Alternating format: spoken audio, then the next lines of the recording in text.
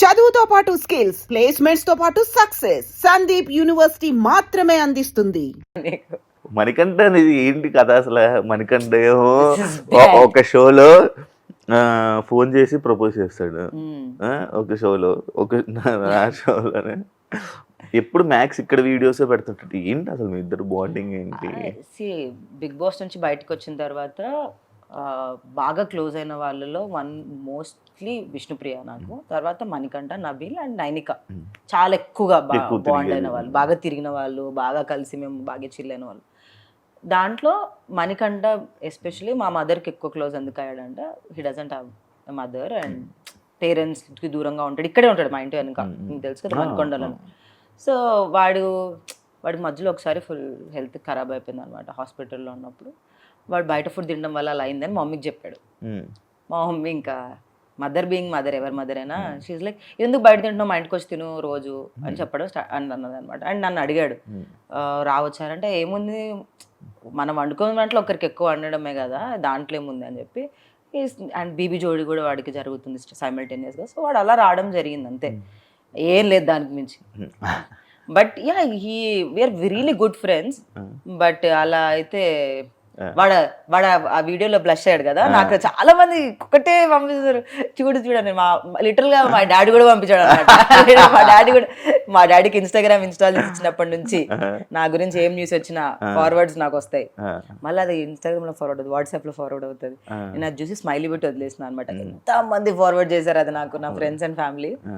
But నేను ఉట్టి నవ్వు వదిలేసాను. It's like but ya it's not like I'm not his sister or his not my brother, we're good friends. And వాడి brainy ఫెలోకి and వాడి నేను ఏం పెట్టినా బాగా వైరల్ అవుతుంది అబ్బా. Like that is people like us together. So అట్లా మేము కూడా okay let's do reels together అట్లా. Okay, it's nice budding friendship. అంటే మీ ఫ్రెండ్షిప్ ఎలా ఉంటుంది? ఏమేమి జరుగుతుంటాయి మీ ఫ్రెండ్షిప్ లో? No double meaning, only single meaning. ఏం జరుగుతుంది అంటే ఏం చేస్తుంటారు? ఎక్కువ మాట్లాడుకుంటేది ఏంటి? ఏం చేస్తాం అంటే వి ప్లే సర్టన్ గేమ్స్ మేము కలిసినప్పుడు, or we go to some nice party. ఇట్లా మొన్న తబలా రస వెళ్ళినాము లైవ్ బ్యాండ్కి. ఆర్ మా ఇంట్లో కూర్చున్నప్పుడు అయితే సోది మాట్లాడుకుంటాం. బేసికల్గా వాడు నేను రోజ్ చేస్తూ ఉంటాను అనమాట, నాకు ఇష్టం వాడిని రోజ్ చేయడం. వాడు నేను మంచిగా కూర్చొని ఏమన్నాడు. హీ యాక్చువల్లీ మణికంఠ ఇస్ వాడు బయట ఎలా ఉన్నా కూడా with in person very calm, ఏమన్నాడు ఏమన్నానని వింటాడు పాపం. సో అదొకటి. అండ్ మొన్న నాకు చాలా లో ఉండేది బీబీ జోడీ సెట్లోనే, చాలా లో ఫీల్ అనమాట. ఒక పర్ఫార్మెన్స్ తర్వాత నాకు కొంచెం కమెంట్స్ బాగా రాలే. సో నేను చాలా లో ఫీల్ అయినా. వాడు అర్జెంటుగా కార్ వేసుకొని పాపం సెట్కి వచ్చాడు నా దగ్గరికి, వచ్చి నన్ను కూర్చొని నాతో మాట్లాడి యూనో దట్స్ హౌ నాకు కాల్ చేశాడు. ఏం జరిగి వాడికి ఇన్ఫర్మేషన్ వెళ్తుంది అఫ్ కోర్స్, ఎప్పుడు కనిపెట్టుకొని ఉంటుంది అనమాట ఏం జరుగుతుంది ముందు ఎపిసోడ్లో అని. మా ఎపిసోడ్ కాకపోయినా వాడు కనిపెట్టుకొని ఫోన్ చేశాడు. ఏంట్రా అంటే ఏం లేదురా ఐమ్ ఫీలింగ్ లిటిల్ లో, ఐమ్ లే నా 100% ఇస్తున్నా సరిపోవట్లేదు, ఇంకేం చేయాలో నాకు తెలియదు, కాళ్ళు ఆల్రెడీ వాచిపోతున్నాయి ఎవ్రీ డే అని అంటే వాడు వచ్చేసాడు సెట్. బాగా కేర్ చూపిస్తున్నాడు నా మీదే కాదు, వాడికి అందరి మీద అంతే కేర్ ఉంటుంది. అమ్మాయిలు అబ్బాయిలు నాకు తెలియదు కానీ అందరి దగ్గర అంటే అట్లా కాదు, వాడు బాయ్స్ కి కూడా చూపిస్తాడు కేర్ అంటున్నాను. మీరు ఒకరు నన్ను ఇలాంటి వాటిలో ఇరికేయకండి అయ్యా, అలా అనలేదు. వాడు ఎవరైనా వాడు క్లోజ్ అనుకున్న వాళ్ళు ఎవరున్నా వాళ్ళ దగ్గరికి వెళ్ళి అలానే కేర్ చూపిస్తాడు. ఓకే, సిరీస్ వల్ల నీవు ఫాస్ట్లో చేసిన సిరీస్ వల్ల నీకు ఏమైనా మూవీస్ ఎఫెక్ట్ అవుతున్నాయా ఇప్పుడు? ఏం లేదా? 7 Arts వల్ల అంటున్నారా? I don't think so. Actually నాకు 7 Arts వల్ల చాలా సినిమాలు వచ్చాయి తెలుసా, ఇప్పుడే లేవు. ఒక సినిమా తర్వాత సినిమాలు రావాలా. నాకు 7 Arts వచ్చినప్పుడు 7 ఫిల్మ్స్ వచ్చాయి, 7 or 6 ఫిల్మ్స్ వచ్చాయి. కానీ లాక్డౌన్ వల్ల చిన్న బడ్జెట్ ఫిల్మ్సే పోయినాయి. బట్ 7 Arts వల్ల నాకు 6 ఫిల్మ్స్ వచ్చాయి. మళ్ళీ సినిమాలు చేస్తున్నప్పుడు అన్ని సినిమాలు రావట్లేదు మళ్ళీ నాకు. మీకు అర్థమైందా? బేబీ చేశాను, కేరం చేశాను, సింగర్. నాకు ఎక్కువ సినిమాలు రావాలి కదా, ఎందుకంటే అన్ని హిట్ ఫిల్మ్స్. బట్ అట్లా ఏం లేదు. 7 Arts చేస్తున్నప్పుడే 6 సినిమాలు అప్పట్లో మరి యూట్యూబ్ ఫుల్ బూమింగ్. ఇప్పుడు ఎందుకు లేదు అది తీస్తారా 7 Arts? నాకు తెలియదు, నేను ఎప్పుడో లాక్డౌన్ విడిపోలేదు. నేను మై జాబ్ చేయడం స్టార్ట్ చేశాను అనమాట. బేబీ రాలేదు, ఏం లేదు, లాక్డౌన్ అయిపోయింది. ఫినాన్షియల్గా కొంచెం లో అయిపోయినా అనమాట. సో అసలు జాబ్ జాయిన్ అవుదాము అని చెప్పి జాబ్ చేసుకుంటూ 7 Arts వదిలేసాను. ఇప్పుడు చేస్తున్నావా జాబ్? లేదు ఇప్పుడు చేయట్లేదు, బిగ్ బాస్ తర్వాత మానేసాను. ఇప్పుడు ఎలా మరి నీకు సోర్స్ ఆఫ్ ఇన్కమ్ ఎలా అని కామెంట్స్ బిగ్ బాస్ డబ్బులు కొన్ని ఉన్నాయి, అవి సెట్ అయినాయి. అంతా తర్వాత మనకి బ్రాండ్స్ శివాకి ఎంత వచ్చిందో నాకు అంతే వచ్చింది. శివాకి ఎక్కువ వచ్చింది నాకంటే, ఎందుకంటే ఫినాలే వరకు ఉన్నాడు కాబట్టి. శివాని అడగండి ఎంత వచ్చిందో చెప్తాడు. తర్వాత మనం హోస్ట్ అడగకూడదు, ఎందుకు అడగకూడదు? క్వశ్చన్ కాదు ఆన్సర్. హోస్ట్ అడగొద్దని శివాని అడుగుదాం. శివ నీకెంత వచ్చింది? నీకెంత వచ్చింది?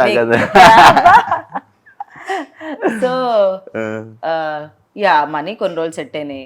తర్వాత బ్రాండ్స్, మూవీస్, ఇన్స్టాగ్రామ్ వల్ల బతికేస్తున్నాం కదా కొన్ని కొన్ని కొన్ని కొన్ని మంత్స్ వెరీ బ్యాడ్ శివ. ఏం బ్రాండ్ ఉండదు, ఏం టీవీ షో ఉండదు. మనకు తెలుసు కదా మన లైఫ్ స్టైల్ ఒకసారి అలవాటు అయిన తర్వాత అది మ్యాచ్ చేయాలి, అట్లీస్ట్ మ్యాచ్ చేయాలి. So some months or tough, some months my parents get worried about me, but నేను అంత ప్రెషర్ తీసుకోను అనమాట. ఐఎమ్ లైక్ వస్తాయి somehow I'll get it, like ఏదో ఒక వర్క్ దొరుకుతుంది అన్నదిలోనే ఉంటాను. And I always got money, it's not like I did not get. So yeah 7 Arts తర్వాత ఫైనాన్షియల్గా డౌన్ అయ్యావు, జాబ్ చేసావు. ఇప్పుడు ఇండస్ట్రీలోని మళ్ళీ నీకు అలాంటి సిచ్యువేషన్ ఎప్పుడైనా ఎదురవుతుంది అనే ఆలోచన ఉంటుందా నీ మైండ్లో? ఎవ్రీ మినిట్ ఎవ్రీ సెకండ్ ఉంటుంది. అలాంటప్పుడు మళ్ళీ నువ్వు నువ్వు జాబ్ చేసుకోగలవా? కోర్స్ అందుకే చదువుకున్నాకే వచ్చాను నేను, డిగ్రీ పూర్తయ్యాకనే వచ్చాను ఇండస్ట్రీకి. జాబ్ చేసుకుంటూనే మేనేజ్ చేశాను. బేబీ ఎలా చేసిన అనుకున్నారు? Morning 6 to 6 set, evening 6:30 to 3:30 నా జాబ్, మళ్ళీ నెక్స్ట్ డే మార్నింగ్ 6కి సెట్. అంటే 2 hours 3 hours స్లీప్. అంటే అప్పుడు చిన్నదాన్ని కాబట్టి in my 20s 25s I was బాడీకి మెటబాలిజం ఉండే, ఇట్ వర్క్డ్ అవుట్ అప్పుడు ఆ టైంలో. సో అలానే పని చేశాను నేను, అంటే జాబ్ ప్లస్ ఇది. So I'm still okay, I have no problem going back to my job. Life నాకు ఈ బ్రేక్ ఇచ్చింది, దట్ కార్పొరేట్ వదిలేసి నా నచ్చిన ఫీల్డ్లో ఉండే ఛాన్స్ ఇచ్చింది కాబట్టి ఉన్నాను. If life is pushing me back, అంత దూరం తీసుకొని వెళ్ళింది ఒక 2-3 months, ఏం వర్క్ లేదు, డబ్బులు లేవు, ఇంకా 2-3 నెలల తర్వాత అప్పుడు ఎవరు 1 to 3 months అంటే ఇస్తారు ఎవరైనా, బట్ వాళ్ళకి అర్థమవుతుంది ఏం చేయట్లేదు అంటే then I'm okay going back, I have no problem doing anything అనేవాళ్ళు అంటారు. But end of the day bills నాకే వస్తాయి, నాకే లోన్ కట్టింగ్ వస్తుంది, బ్యాంక్ కూడా నాకే ఫోన్ చేస్తాడు, నా క్రెడిట్ కార్డ్ బిల్స్ నాకే వస్తాయి. సో ఇల్లు కొనుక్కున్నావా? ఎందుకు సీత? శివ ఇల్లు కొనుక్కున్నావా? కొనుక్కున్నా. శివాకి ఎక్కువ డబ్బులు వచ్చాయి గైస్, శివాకి ఎక్కువ వచ్చాయి. ఇప్పుడు ఇది ప్రూఫ్. లేదు కొనుక్కోలేదు. ఎందుకు కుదరలేదు ఇల్లు కొనమంటే. కాదు, ఇప్పుడు రీసెంట్ టైమ్స్లో నేను చూస్తున్న సగం మంది ఇండస్ట్రీ పర్సన్స్ అమ్మాయిలు, యూట్యూబ్ అమ్మాయిలు అందరూ ప్రతి ఒక్కరు ఇల్లు, కార్లు, BMW అన్నీ వస్తున్నాయి. సీతకి ఏం లేవు. నా దగ్గర డబ్బులు లేవు కాబట్టి ఇది ఏమన్నా లాజిక్, వాళ్ళ దగ్గర డబ్బులు ఉన్నాయి కొనుక్కుంటున్నా, నా దగ్గర లేవు. ఇప్పుడు అనుకోవా మరి? నేను సినిమాలో అయినా కూడా చాలా తక్కువ చార్జ్ చేస్తాను శివ. నాకు సినిమాలు ఎంత ఇష్టం అంటే నేను చాలా తక్కువ తీసుకుంటాను. ఎంత ఇస్తారు నార్మల్ నీకు సినిమాకి? ఒక రోజుకి ఎంత ఇచ్చారు బేబీ? శివాకి ఎంత ఇస్తారు అంత. బేబీ టైంలో? బేబీకి చాలా తక్కువ. బేబీ టైంలో అంటే నాకు ఒక ప్యాకేజ్ లాగా ఇచ్చారు, ఎందుకంటే సినిమా చాలా డేస్ షూటింగ్ జరిగింది కాబట్టి. చెప్పకూడదు లేదు, జస్ట్ దగ్గరలో 2-3 లేదు, దానికంటే తక్కువే. తక్కువ 1 to 2 మధ్యలో అనుకో. ఓకే 1 to 2 మధ్యలో బేబీ సినిమాకి వచ్చింది. ఓకే, కానీ నాకు అప్పుడు జాబ్ ఉండే కదా. అవును. సో లైఫ్ స్టైల్ ఇదంతా ఖర్చుకి. నాకు జాబ్ లో చాలా ఎక్కువ pay. I use to get almost 2 lakhs per month, 2.5 per month.